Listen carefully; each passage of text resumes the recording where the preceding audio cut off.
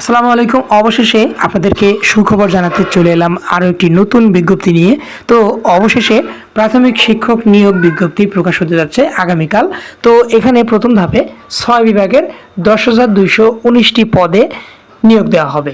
তো আসলে আসুন জেনে নেই কোন কোন বিভাগে এই বিজ্ঞপ্তিটি প্রকাশ হতে যাচ্ছে প্রাথমিক পর্যায়ে।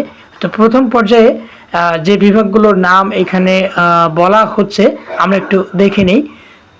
তো এটা হচ্ছে আসলে ১৩তম গ্রেডের সহকারী শিক্ষকের পদ। তো ১০,২১৯টি পদের বিপরীতে আসলে নেওয়া হবে রাজশাহী, রংপুর, সিলেট, খুলনা, বরিশাল এবং ময়মনসিংহ বিভাগে প্রথম পর্যায়ে অর্থাৎ প্রথম ধাপে এই ৬টি বিভাগে শিক্ষক নিয়োগের আবেদন নেওয়া হবে। এটা আসলে নিশ্চিত করেছে।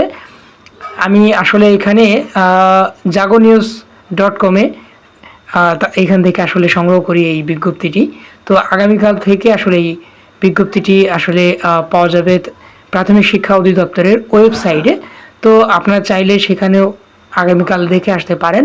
তো আপনাদেরকে জানিয়ে রাখছি এখানে আসলে পরীক্ষার নিয়মকানুন আসলে আগের মতোই থাকছে।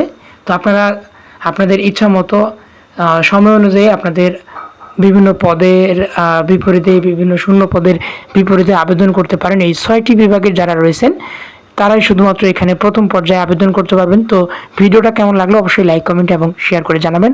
আসসালামু আলাইকুম।